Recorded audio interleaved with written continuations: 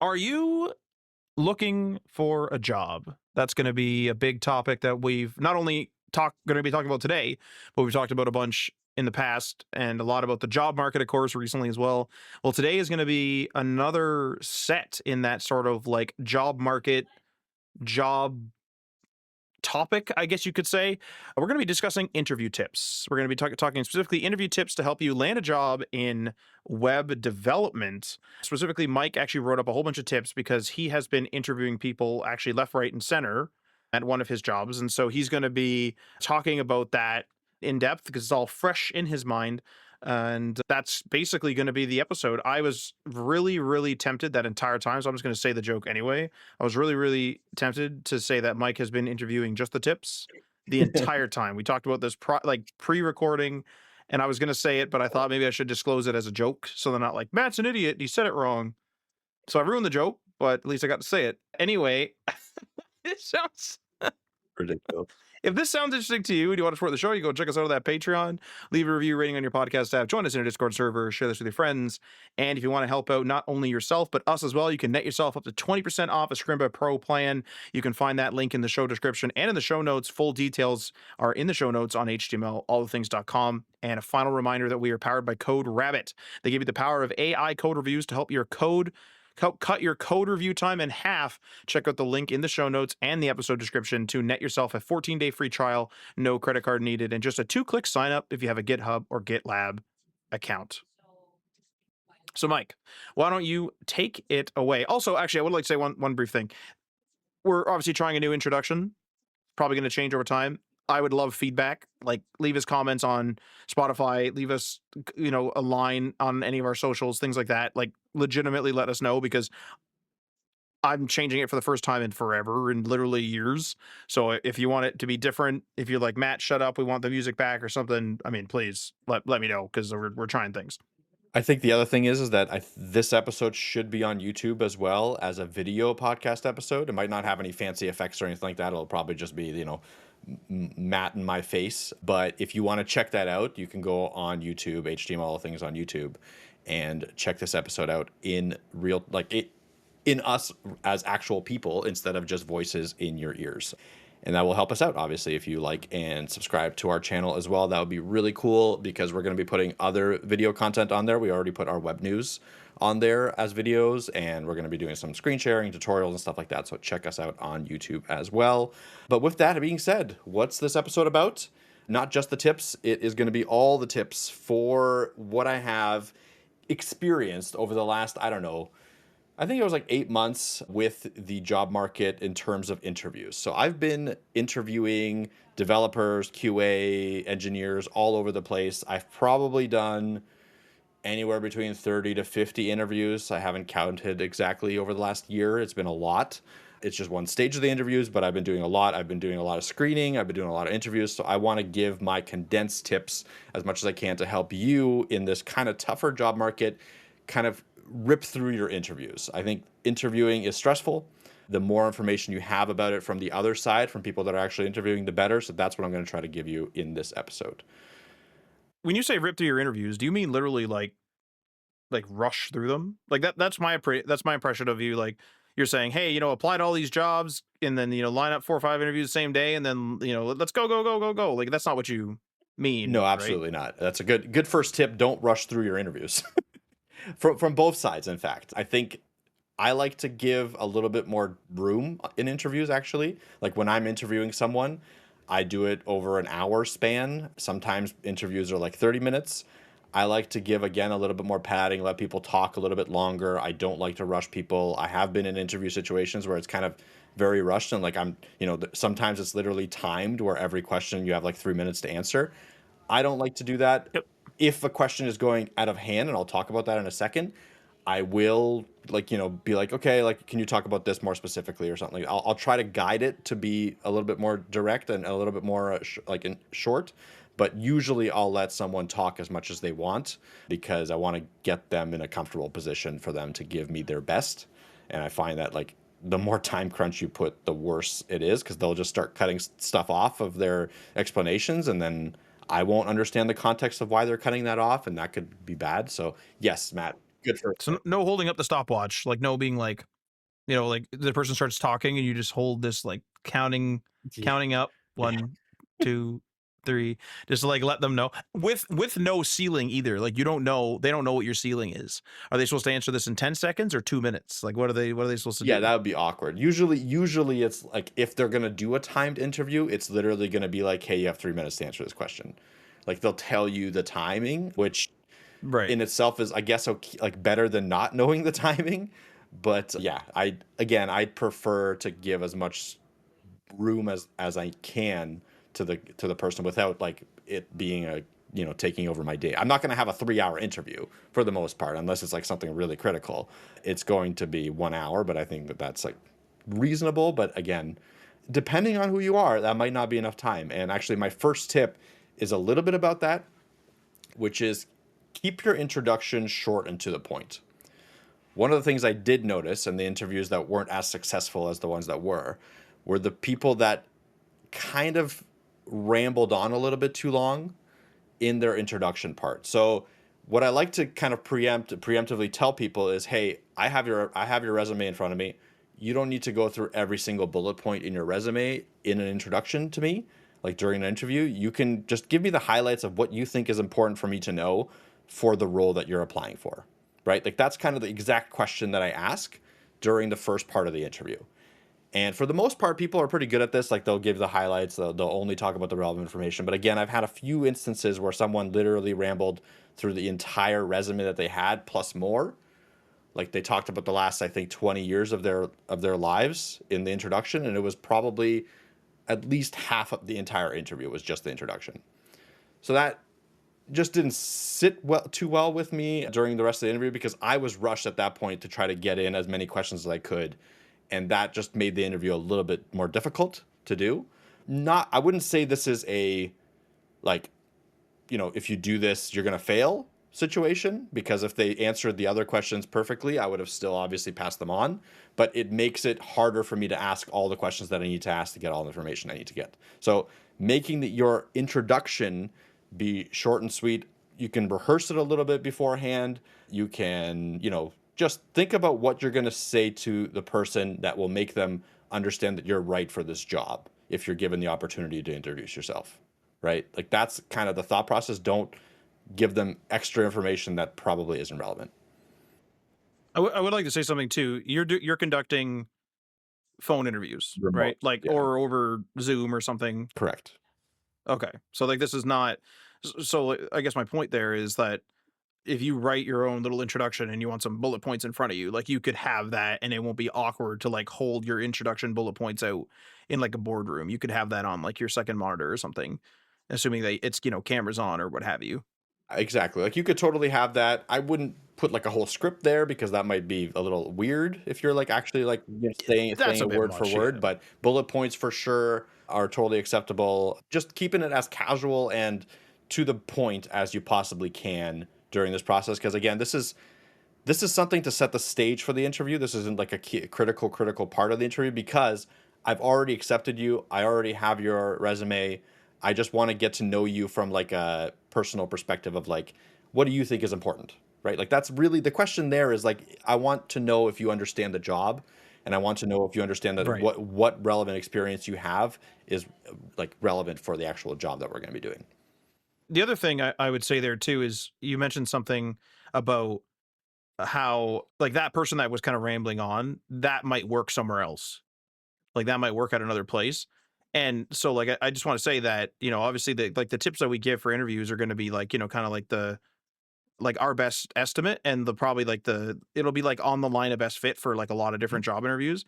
But there's so many different jobs and there's so many different agencies, there's so many different needs for techies and other people as well, that like some people may want somebody that literally talks a bunch. Like they may actually want that. Like that there's probably less of those, which is why like our tip is, yeah, hey, like, keep it kind of like within reason kind of thing.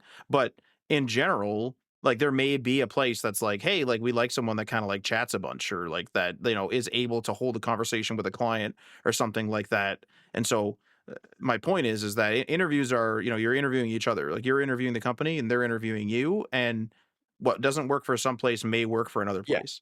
because we all have like an eccentric friend, right? Where you're like, how did you get hired? It's like, well, they probably work at an eccentric company. I would assume so, or they tone it down, maybe. I don't know. But the the other piece of advice here is that like you can have a short version of your introduction, and then at the end of that introduction, you can prompt them to be like, "Hey, this is just my short version. Do you want me to go into depth into anything else?" And a lot of people will do that too, and Correct. that's Yeah. really good because sometimes they will mention something like off the cuff or offhand that is important to the job that they don't realize is important, and I will go deeper into that, right? Like so that a lot of times what a good introduction will be followed by the opportunity for the interviewer to kind of go into different parts of it. And the problem, again, if you go too long, is you're limiting that aspect as well. Is like if again, if you cut in too much into the interview time, then I'm going to be rushed to get to the questions, and I won't be able to question you on your interview as much as on your introduction as much as I want to. Because I do get a lot of really good information from the introduction. Like a lot of times people will talk about their passion projects. A lot of times people will talk about their, previous roles. Maybe like some frustrations will slip in, right? Like something will slip in that will make me understand, like, oh, this is why this person left that role or is leaving that role. And sometimes that will be something that I can question a little bit more and stuff like that. So the introduction is important. That is a key thing, but the ability to know when to stop and the ability to allow the interviewer to ask further questions and go deeper into the sections that they think are important, I think will set you apart a little bit. But I mean, I'm not to say that Matt is wrong, because Matt is right in the sense that there are a million different people interviewing out there in a million different ways. So the line of best fit is what we're trying to achieve.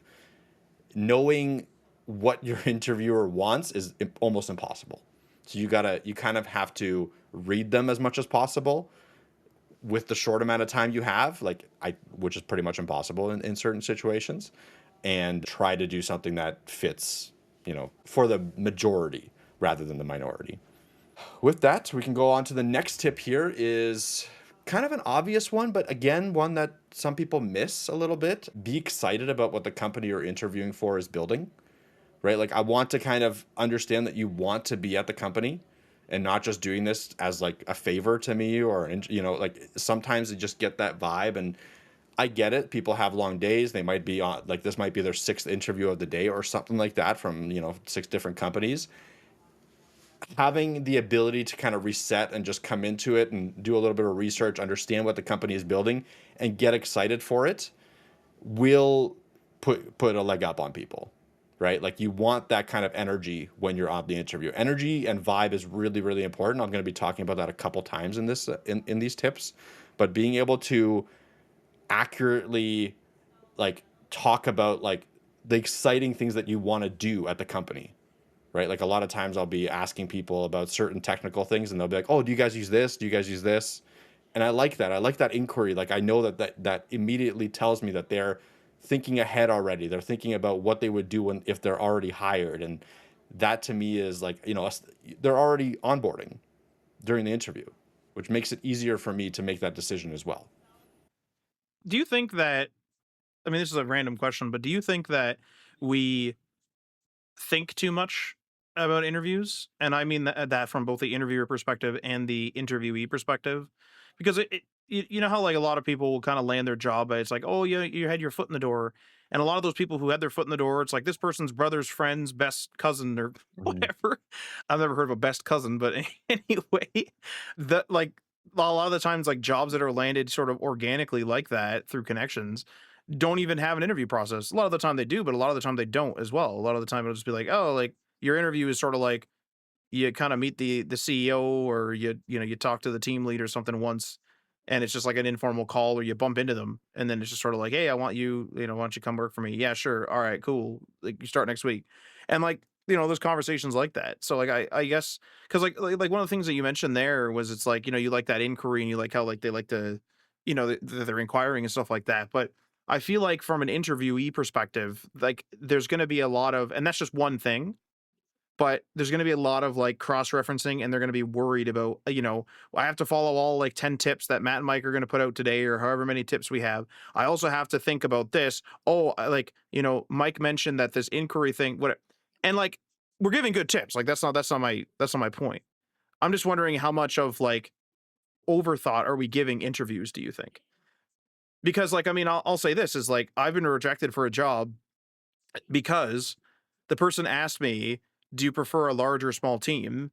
And I said like, well, like I like a large team because like when I was working in a large team at my prior job, I learned from a bunch of different people, and some of the people didn't teach me in a way while I was in training that kind of worked for me. Like they just weren't my teacher style, I guess, my training style, whatever.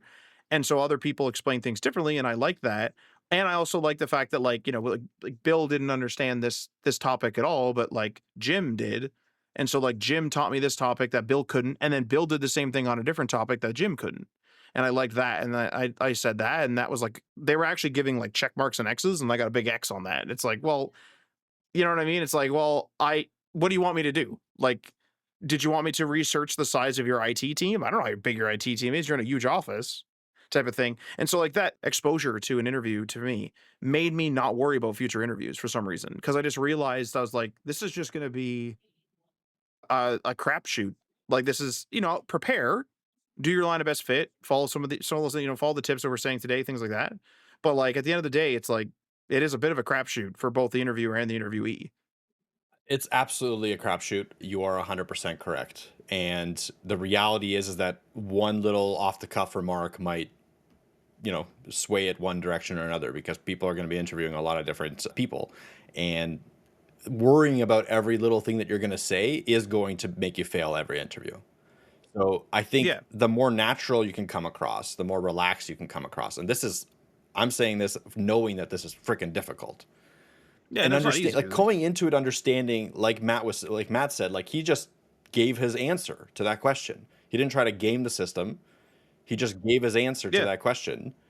I think that approach in the longer term is going to net you way more opportunities than gaming the system trying to game the system on every interview, like learning every little thing about the company that you need to learn to try to Yeah. get to game the system. I think that that's going to come across as in like not genuine, and you're going to come across like that because you're going to answer everything perfectly. And I'd rather have someone answer a question incorrectly than someone answer every question perfectly, if that is a weird one.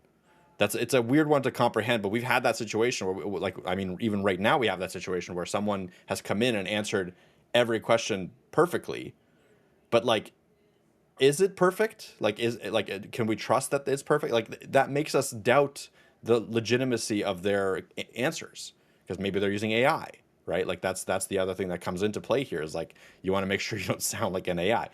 I think being genuine is what I'm trying to say, and going into it. And like my next point, my next tip is, when you don't know something, or when you know, so like when you're asked a question that's one or the other, answer honestly. Or when you don't know something, answer that you don't know something, and then talk about how you would go about and find out that thing, right? Like, I want to hear, some of the questions I ask sometimes are to get you to tell me that you don't know, literally. I want to hear that you Yeah. don't know. I want to hear that you can admit defeat, essentially, because you're not going to know everything, and I don't want you to know everything. It's a little bit awkward if you know everything or pretend to know everything. Like, I had one interview that I did where the person kind of just hit the high level topics, like the high level keywords of everything that like I asked.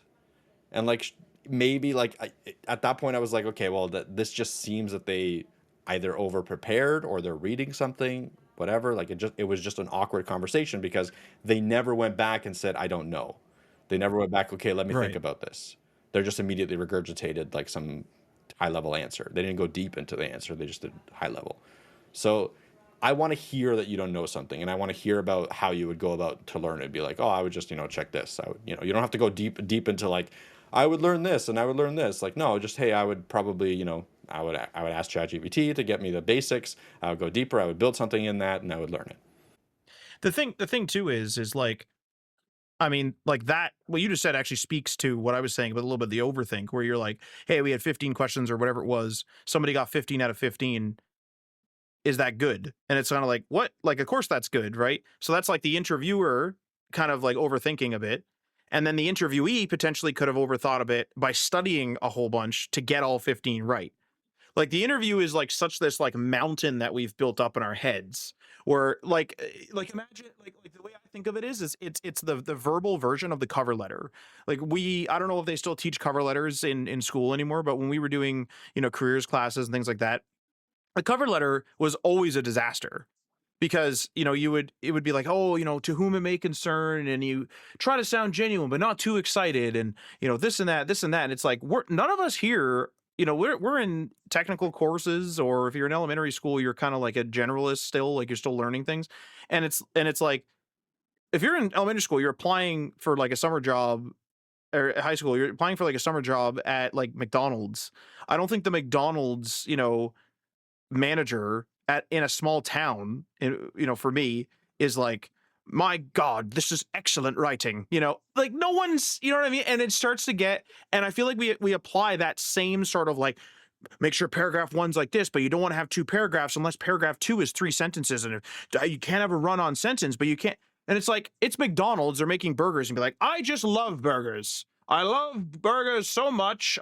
In the future, I'm going to research beef. Like, come on, I think we've just like reached a point. And funny enough, like you were talking about being genuine, I actually have a piece I've wrote up on Hashnode that was like very popular. Actually, it was like a comedic piece about a total and complete disaster of an interview that I had, including getting to the interview as well. It's a whole lengthy story. I'll link it in the show notes.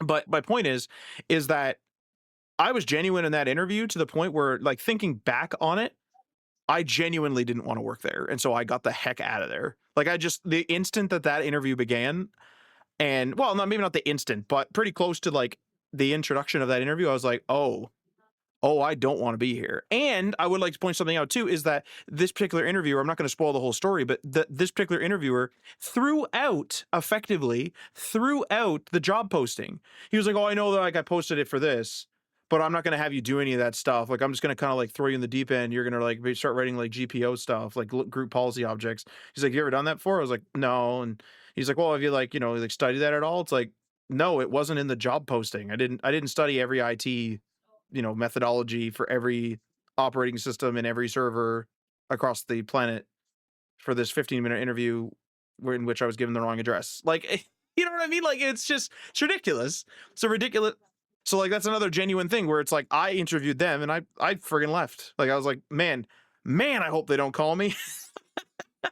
Yeah, and I mean, like it is easy for us to say, and I think it is important that you interview them, and I think that that's a very key thing that shows confidence as well, right? One of my tips is actually during the period when you're asking questions, assume that you already have the job, right? And like during that period, and be like, talk to them like you already have the job, and almost put it in their head about like make them think that you already have the job and how you're going to be successful at it. Like ask them that question Yeah, directly. Like, you've already hired me 6 months down the line, what makes me successful, right? Like, that's a really good question to ask, because it makes the interviewer, and this worked on me a couple times, think about what it's like to have them there already, and what is a success metric for them. And like that thought, like, it's a trick in my own brain, and I understand that it's a trick, makes it easier for me to then recommend them for the next stage, because I've already thought of them in that capacity. Now, if the interview went really badly up to that point, obviously that thought would have been worse, and like it wouldn't have worked. But if the interview is going well, that's a really good way to just kind of like, again, one up the next phase, the next stage of interviews. And it's the same thing kind of with what you're saying, where like when you interview them, that makes them think that you're harder to get. And it's a human psychological thing where like you don't want to go too overboard, because I have had someone be like extremely nonchalant and bordering on arrogance where like they were just like, oh, I'm not, like they didn't say it, but they seemed uninterested in the job, even though we just had like a long, conversation, a long interview, and like at the end of it just seemed like they were not interested in the job, and that's fair.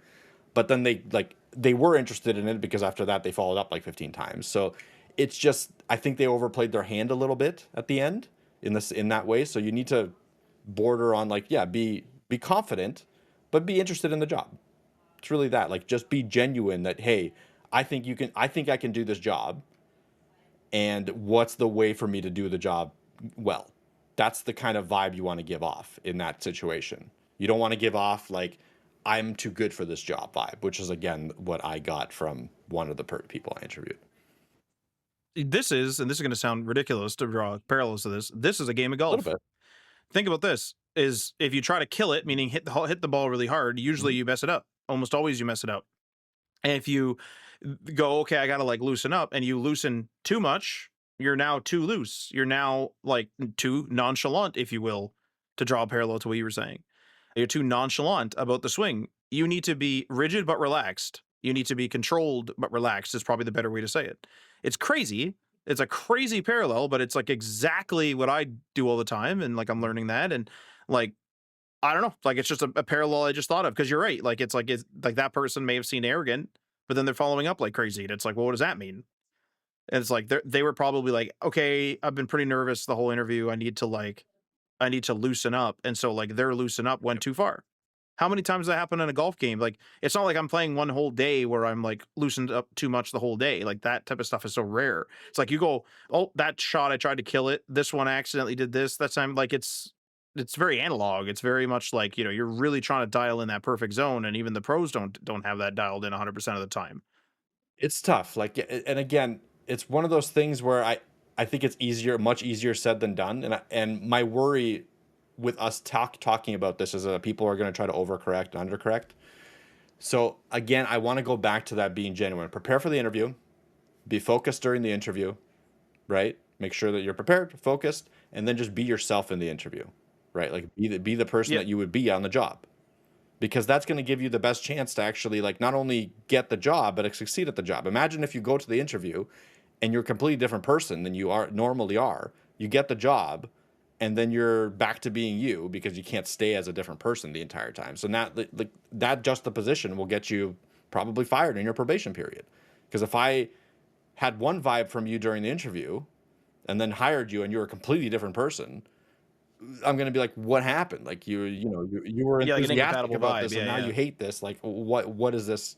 What is like what happened? So I'll sit down and be like, what happened? And we'll have a conversation. But anyway, like I think it's really, really important from this to understand that you need to be yourself and you need to approach every interview as a new you, like a new person, and like just be fresh, focused. And some of these tips will work for you, some of them won't. Don't go too ham, like Matt was saying earlier in the episode. Don't go too ham on following every little thing. The point I'm trying to make here is like these tips are mostly around like the vibe, right? Like what you're Yeah. giving off, right? I have one here about like a more technical one, but regardless, you just have to understand that it is this kind of conversational thing where it is kind of like a cover letter, like Matt said. It's really, you're just trying to present yourself as someone that could do the job. You're answering questions, obviously, some of them are technical, but a lot of the subtext is what people are looking for. The stuff in between the answers. So like when you're answering a question, talking about the steps that you take to answer that question, that's really good. That's a really good metric for people because they can follow your line of thought. And knowing how you answer a question, knowing how you get to an answer is almost more important than the answer, for me at least, when I'm interviewing. I think I have a Mhm. relatable parallel, like that's not golf to bring to people, and it's actually school. If you think about school, if you're on what we call here rotary, meaning that you have a different teacher per subject, you have a math teacher, an art teacher, they're all different teachers, and you have that system where you're at. When you enter those classes for the first day, and maybe even the first week, it's a you're not practiced at those in those classes. And I don't mean like you're not practiced at art, you're not practiced at math or whatever. You don't know that teacher. Like some teachers are super strict and it's like, do not show any emotion in here, do not talk, shut up. Other teachers are very much like, hey man, like, this is a learning environment. We should be asking questions and getting excited and it should be cool. And then there's going to be all the things in between. And as you practice the skill of being in that class, meaning just the state of being, not the curriculum, you're not worried about that stuff. The state of being in that class, you get good at it. I'll give an example. We had a teacher where he would write things incorrectly in his textbook, and then on the test, I would just answer the questions incorrectly, but correct according to his textbook, and then I ended up getting like a 90 some odd. I had him several times, and Mike did as well, and I answered things correctly not textbook correctly, but correctly in other ones of his classes, and I got the worst marks ever. And then one time I just realized, I was like, okay, I'm playing his game then. Like this is a point. I'm not here to like really learn this. Not a great situation to be in. My point is though, is it's a learned skill. I learned to be in his class. I learned how to exist and succeed in his class. So what I'm saying for interviewing is obviously you're not, having the same interview over and over and over again, but you can, it is a practice skill. Don't worry about like getting like landing this interview, landing that interview. Like worry about it enough to prepare, like Mike's saying. Follow, some of the any and all of the applicable tips that we said, right? Within reason, of course, using your own guidance. But here's the thing: it's like if you show up to an interview where the guy, like the interview there is saying, "Hey, we don't really do technical interviews. Like we don't care about technical questions. This is just like a chill environment, and we're just trying to be like, kind of a cool whatever office, whatever." That's like a type of interview that if you were really, really practiced on like, answering technical questions, you are not practiced at a chill interview where they're just talking about your own experience and things like that. Cause that interviewer likely is trying to be chill, but they're also going to ask questions that are more personal, but they want you to kind of like, without asking directly, give like technical answers. Like if I'm answering about like WordPress, they want me to like, mention PHP and stuff just as a high level example. Cause then they're just like, okay, Matt understands what WordPress is and he understands that it runs on PHP. I've answered a technical question without being asked a technical question. Like he may say like, oh, you have a personal blog. Like, what did you make it in kind of thing? And so then he's getting technical answers from me answering. But if I'm a person who I just studied the textbook on, how PHP functions work and how variables work and all the other, PHP things, concepts, I'm unpracticed at something so nonchalant. So now I'm getting practice at a nonchalant interview. And then I may have a second interview that day earlier that week where there is someone that's there that's very rigid and very much just like, tell me how to declare a variable. How would I do this? Does typing work this way? Is there typing? All these different things. And they're being very rigid. And so you're getting practice that way. And that's exactly, at least in my opinion, how you like, I didn't act that way like I just described in that one guy's class. I didn't act that way in any other class. I answered questions according to like what the actual answer was. I didn't answer questions according to like what the book said, which was literally incorrect. Like just stuff that was like 3 minus 3 is actually 3. Like that would happen in the book, and I would write that on the test and get it right. And like that's a learned skill is my point. So like I think like kind of as like a breather, if you will, and like I'll let Mike talk again. I'm not trying to ramble, but is as a breather is like the only way you're going to get better at doing interviews is by doing interviews. And so you're just think of every single interview as you practicing and doing your best. And at the end of the day, like there's tips and things and all that kind of stuff, of course, just like golf, right? Tons of tips, tons of lessons, tons of ways to do things. The only way you're going to get better at golf is playing it. The only way you're going to get better at doing interviews is playing it. The only way you're going to get better at coding is coding. Absolutely. And sometimes you got to get lucky too. That's the other thing. You can have a Yep. perfect interview, and you can vibe with the person, everything can go well, but something could change. Like they could have two Mm-hmm. perfect interviews and then they just flip a coin, right? Like it's one of those things where no matter how many tips you follow, no matter how much you do this, it all comes down to a certain amount of chance. So you have to accept that, and that should make you more comfortable in an interview, because you need to that comfort level. The more comfortable you are, it will make that connection to the interviewer easier. One of the things that Matt kind of nailed on the head, one of my points here, is match the energy of the interviewer, right? Like you like that comes with practice for sure, but when you get into an interview, you can tell what the interviewer is like a lot of times after the first 10, 15 minutes. Couple of Yeah, first questions. couple Yeah. questions. Like, are they strict? Are they like, straight and to the point? If they're straight and to the point, be as straight and to the point as them, pretty much, right? But if they're more like loosey goosey, they want to talk a little bit, talk to Mm-hmm. them, talk about the stuff that's interesting to you, be passionate about stuff, right? Like that's what I mean by matching the vibe, matching the energy of the interviewer. That's going to make a huge difference. Trust me on this one, because after the interview, if you went too hard, like if you're extremely like to succinct, but they wanted to talk, it's just not going to be the same as if you kind of played their game, played what they want to hear. Because Yep. most of what you're looking for is, yeah, technical stuff, that's resume. What about the other half of it, which is how are you gonna, communicate with the team? How are we gonna talk on one-on-ones? How are you gonna talk in meetings? That's what a lot of what an interview is for. The other thing too, I'd say is like it's easy to get yourself into trouble in an interview. Usually it's like a little socially awkward moment or whatever. And that's also a practiced skill as well. Like you're under pressure and you've had this little like socially awkward moment. I mean, you have socially awkward moments with your friends all the time, but usually you can just kind of say like, "Oh, f off," kind of thing, because you're so familiar with them. That's not really going to work with an interviewer. You probably shouldn't do that. But what the point is the only way to practice getting out of trouble, because a lot of people will study these tips, study the concepts that they're going through, look up other tips from other people, of course. Like we're not the only source out there, of course. Look up a bunch of other things, learn all these interview tips, but then they get themselves into trouble and they're like kicking themselves like, "Oh my God, like, it was so awkward to get out of there." The only way you're going to get out of you're going to learn to get out of trouble like that is by practicing it. And I'm going to draw a parallel to golf once again. I've talked to my friends about this and they're like, "You don't really get mad when you go into the woods and stuff." And I'm like, the only time I'm ever going to learn to get out of the woods is by going into the woods. I'm not going to go to the driving range and like hit into the woods and then run over. Like that's crazy, right? Like that's a crazy thing. But in the real game, the only time I'm ever going to get practice getting out of trouble is by getting into trouble and trying to get out of it. And I'm going to mess that up a whole bunch. And now I'm able to get out of like the pines needles, and I'm able to get out of the sand, and I'm able to get out of rockier areas, and I'm able to know, okay, this is going to go this far. And I know those things. That same parallel can be drawn to interviews as well, where you could be like, okay, this is getting a little bit awkward. And like, don't, maybe you can, some people are a little hard on themselves. I understand that that's a road to improvement to an extent. But point is though, is like, you should be hard on yourself enough to be like, hey, it was super awkward when he was asking about family life or something. I talked too much or something. It's like, okay, well, you learned something from that. You went too far. And the only way you're going to know that is because you're like, okay, when I'm nervous, I maybe I talk a bit too much. Maybe I'll just like pay attention to that more.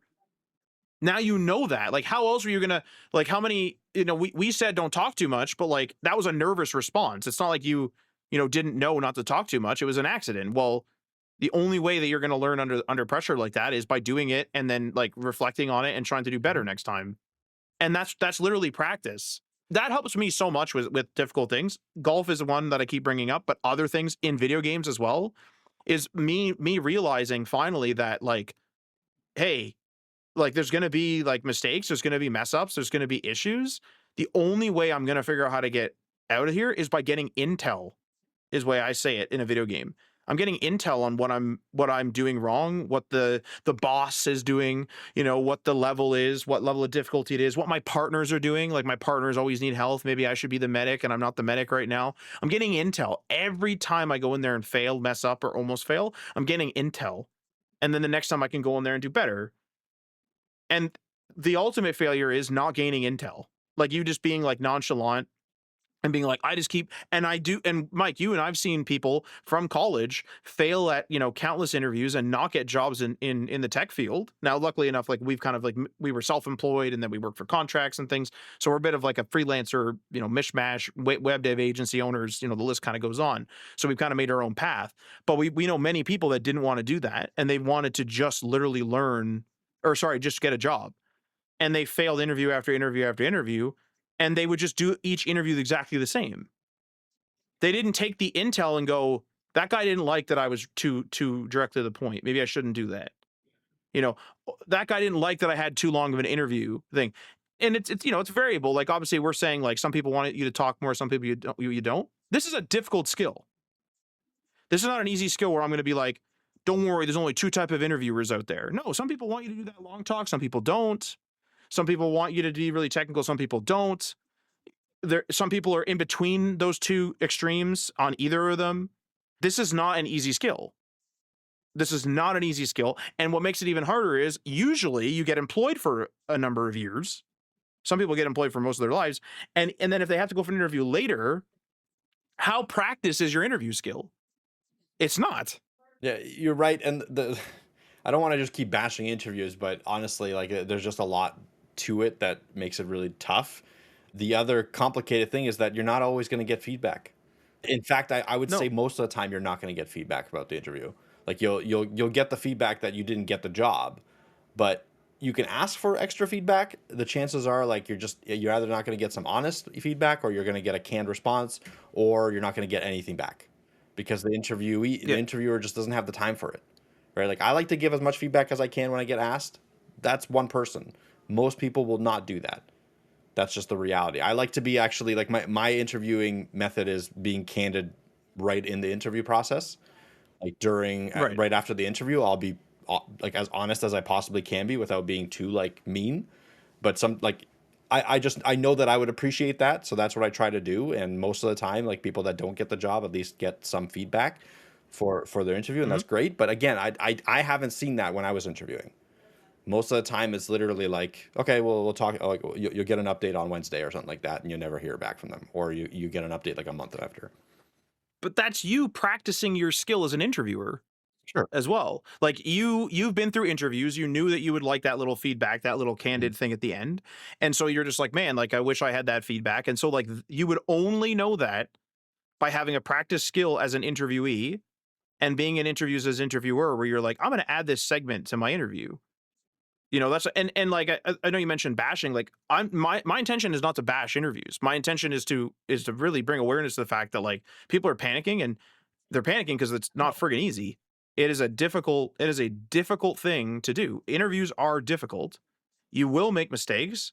Likely in every interview, you'll make some form of mistake, socially or otherwise, or you'll kick yourself for something that maybe wasn't even awkward, right? We do that even in social skills with our friends and things. We like, man, that was weird. But then your friend's like, what are you talking about? Like they don't even remember that thing, right? Like it happens, right? Like it totally happens. And like humans are complex. Jobs, especially tech jobs like this, are complex. Like my whole point is like be hard on yourself to the point where you're like, yo, I want to try to do a good job here, but don't be hard on yourself where you're like, I better get 100 out of 100. Well, like have I ever got 100 out of 100 in talking to somebody? Like even just like a client that we work for years, work with this guy for 8 years, have a conversation with him, leave the phone call sometimes, and I'm like, man, is that guy pissed? You know what I mean? Like that's an imperfect conversation. Like if we're talking, it's the same kind of Yeah, thing. absolutely. Going to move on a little bit here. We're going to go a little bit more technical suggestions here. So one of them is for any like technical or system design questions. These are fairly common in web development and tech space. Make sure that you talk through your assumptions and state your thought process as you're going through the question. A lot of times, you like not a lot of times, a few times I've had someone that was a little bit silent during their pondering process and then would come up with an answer. And that's fine, especially when you get the answer right. Like that's not a big deal. You can definitely take time to think before you talk. That's not what I'm saying. What I'm saying is that especially when you're not 100% on the question, ask more follow-up questions. It's okay to respond back with questions when you're not clear on what they're asking you. And that like asking questions there is going to give you more time to think. It's going to give you more context on the question, and it's going to allow you to make some assumptions. So, for example, you have a question that's like, hey, can you build this little web app to-do list, right? Like, can you just talk me through how you would build a to-do list, what tech you would use, just talk me through your process, right? And maybe you haven't built a to-do list. I'm sure you have, but I'm just saying, for example, you've never built a to-do list. You can be like, hey, what are some of the functionality you're looking to see in a to-do list? That's the question you can ask back. I'd be like, okay, well, I would need you to create a to do. I would need you to be able to delete it. I would need you to be able to edit the to do, right? Like that's what I would respond back with. That gives you a lot more context about what you need to do. And then you could break that down into different sections and you can start talking about like, okay, I would probably use SvelteKit for this, for the front end. I would use the API backend of SvelteKit, like the Express backend that it offers for the backend because it's a very simple application hosted on Vercel. Like you can talk about, high level stuff and be like, okay, I would, create the API endpoints for creating a to-do list. I would make another API endpoint for editing a to-do list. You could just talk through the entire process. Don't just spurt out the answer, especially when you don't know. Because let's say you get it wrong. Let's say you talk about something wrong, like you say, like, I would try to do this API endpoint in the front end or something like that. I could ask a follow-up question there, or I could just hear your thought process about how you got there, and I could, get some more out of you. And that, to me, is much more valuable, again, than just a silence and then a answer like a wrong answer, right? Like if you don't talk through what you're thinking, how you would handle something, it makes a black box for the interviewer. And we don't like black boxes because we just want to know as much as we can in the 30 minutes to an hour that we have with you. And the more you speak through your chain of thought, the easier it is for us to be like, oh, you'll get to the answer eventually, right? Like sometimes when you don't know, just be like, okay, you know what, I would probably go down the path of Googling, check Stack Overflow, ChatGPT. I would check that. I would implement the solution there. I would test it, make sure that it works. Like those answers are out. Yeah, Show your show your work, work. basically. Yeah, show your work and show where you don't know and show how you would figure it out. It's not a crazy concept, and I have seen people do it really successfully in interviews.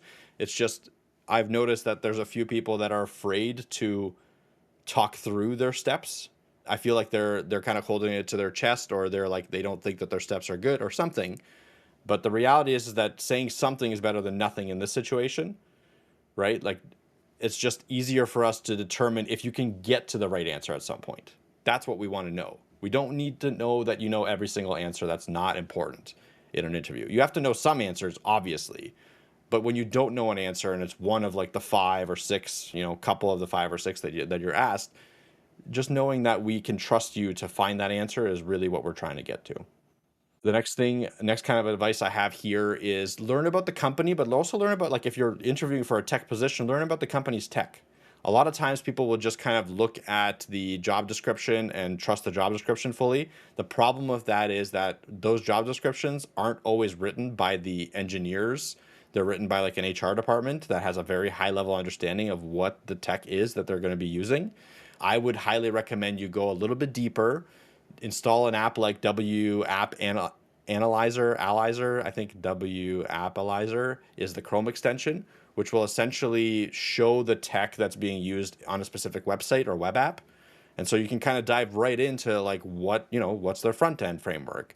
Are they using Tailwind or not? Are they using this? So you can get a deeper look at whatever project you're going to be working on or whatever tech stack you're going to be working with, and have that in your back pocket. Because as soon as they ask you to make like a system design, throw some of that tech in a little bit, right? Like, especially if you're familiar with it. If you're not familiar with it, do not throw that tech in. Do not just randomly interject keywords, stuff keywords into the discussion if you're not familiar with the keyword that you're talking about. That's a really big one. I really want to point that one out. Don't just keyword stuff. If you're good at Tailwind, right? And Tailwind is something that they use because you checked in W Appalizer and they use Tailwind, talk about Tailwind. That's going to be great because you can talk deeply about it. They can ask a follow-up question. You can talk about how you set it up and screwed up here and there. And like, that's cool. That's a good conversation. If you don't know whatever front-end framework they're using at all, like Angular, let's say that they're using Angular, you've never used Angular before, then probably don't go into depth talking about Angular if they're not asking for it on the job description. That's just the reality. You don't want to make yourself look like a fool because they might ask follow-up questions, and if you don't answer them, then they'll know that you're keyword stuffing. And like, this is a question. Like, I don't have any insight into this. Like, how, if you use that analyzer tool and you find out that, let's just use Tailwind for an example. You find out that they do use Tailwind CSS and you don't do that. You just do vanilla CSS, right? Is it crazy to like bring that up at all, like in context, and just be like, hey, like, here Tailwind CSS might fit in, and then kind of literally say like, I know that you guys use that. I actually don't. I use vanilla. That's what I would use. But like Tailwind CSS sounds like a cool tool to learn. Like, is that crazy? It's not a bad idea if it's the right context and the right question. Like, I wouldn't just sprinkle that in for no reason. Right. But Okay. talking about the stuff that you don't know and being like, oh, this is the reason why I haven't learned it yet is actually not a bad idea. So for example, let's say you're a React dev and you're interviewing for like a Svelte position, being like, hey, Yep. I've only done React, but I would have loved to do Svelte, but none of my jobs offered that opportunity. I looked into it a little bit. It looks really cool. That kind of, discussion is really, really good in my opinion. Because at the end of the day, if you know one, you probably know the other. If you know vanilla CSS, you can figure out Tailwind. That's not going to be a stopping factor in hiring you. What will be a stopping factor in hiring you is if you claim to know Tailwind and then spout some bullshit about Tailwind that isn't correct. Right. So that's what really I'm trying to avoid people doing. Like, just again, I have had situations where someone has keyword stuff to the max during an interview. and it just felt off. Like I just didn't get. I asked for follow-ups, and I didn't get any depth into the follow-up questions, and It's like the that's SEO'd what it. it felt like. It felt like the SEO did. I was trying to figure out if they were chat GPTing like live on the interview. It was tough to do because they were kind of closing their eyes during the conversations or like looking down. Anyway, again, those little things like just being overconfident based on knowledge that you don't have, I highly recommend going away from that. Don't do that. Be as honest as you can about what you have on the resume. Like, this is another thing. Like, I've had this happen a bunch of times where people will put the stuff on their resume and then I ask them about it, and it's obvious they don't have the knowledge of what they put on their resume. That kind of rubs me the wrong way as well. And I get that you're trying to keyword stuff the resume and hope that you get the job, but that can bite you in the ass in the interview. And it has a couple candidates that I've had before where like I legitimately were looking for one language, like one programming language, and they're like, yeah, I haven't used that in like 6 years, but they put it on their resume like 15 times because it was in the job description. Like, I get it to level up your chances at getting eyeballs and getting into the interview, but like, you gotta back it up at least a little bit. Like, it can't be just there for the sake of being there. Like, then I don't know. I got a weird one for you too. So this was our co-op interviews and things. And so it's a bit different. Like, it's controlled by the school, and they tell, like, they work with the prospective employers because they're like registered as co-op employers, and then they go through like a job board that's like specifically in the college and things. So my point is that it's a very like guided experience. It's not exactly like you're doing interviews, but you're not doing like full job interviews. It's very like controlled. And like, obviously we're in school, so like any of the things I've done in school I don't have years experience with. Like, I haven't had years in it.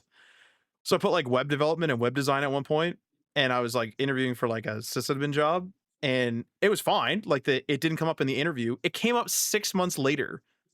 Like, like my boss was like, "Oh, like we need a new dashboard. Like Matt could probably do that." And I was like, "What?" Like, I was just in the background. I was like, What are you talking about?" He's like, "Well, you put web development and web design." And he had my friggin' resume like on his screen. I was like, "What?" Like, you kept the resume down? I was like, "Dude," I was like, "I don't have that." He's like, "What are you talking about?" Kind of thing. Because at this point we know each other.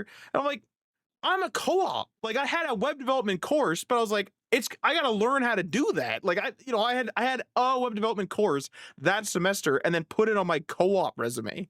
It's like I know what you're saying, Mike, where you're like, "Hey, like, don't put it on if it's been 6 years or whatever." But in this case, I should have put it on because I just did it, and it was a co-op resume. It's very different. Yeah, And he's like, "Why would you put that on your resume then?" I was like, "Dude, everything on that resume I've done for 4 months. That's how long the courses are. It's a co-op resume. What do you mean?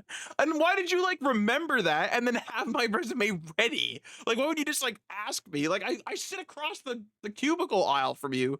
Like, you could have been like, 'Yo, man, like, do you do this?' No.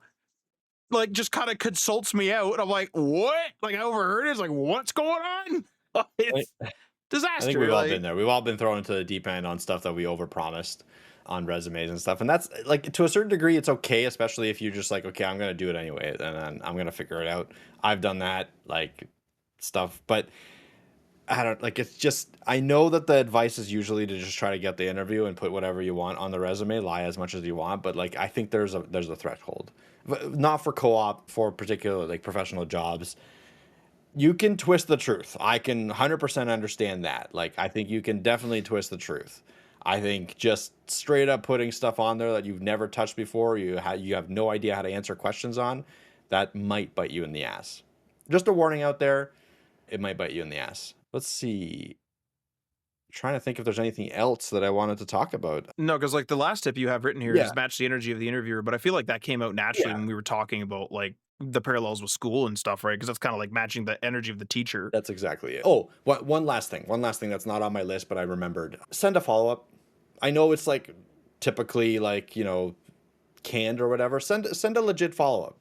Again, back to being genuine. Send a follow up with like, "Hey, we talked about this in the interview. I have a link for you here." I've had that a couple times. It's a nice, pleasant thing.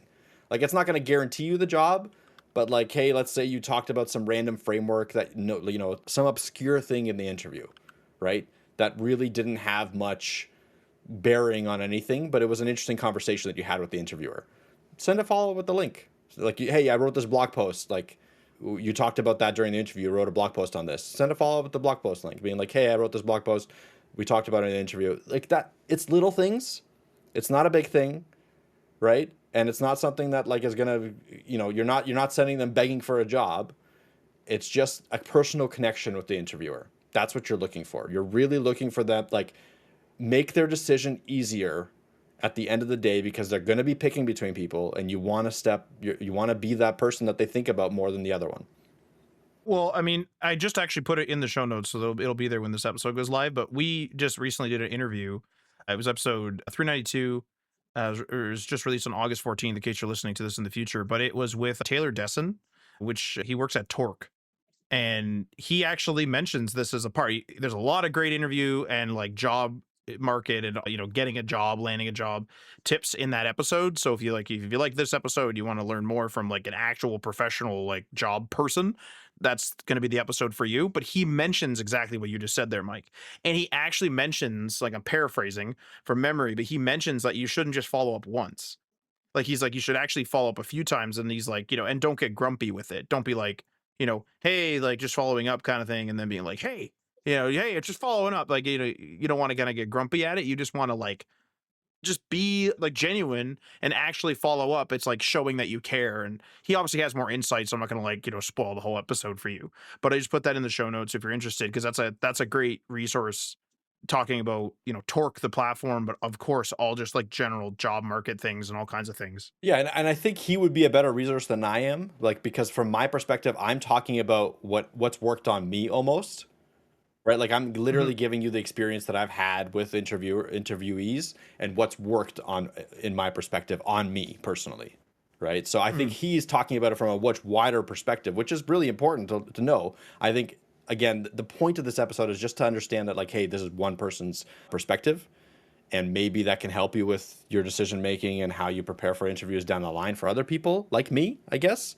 But from a general perspective, I think Taylor Desson would be a killer episode to listen to. I highly recommend you listen to that after this one if you haven't already. Yeah, absolutely. Like, it's like you said, it's a big resource. Like, I went in not knowing much about Torque and things like that, like having just, sort of did my interviewer research, and not interviewer for like a job. I mean, like interviewer for this podcast research, and learned a whole bunch and learned a whole bunch of things of like how they're doing the modern job search and how to navigate the modern job market and the follow-ups and a bit of social media stuff in there, of course, because people always say, get connections and things like that.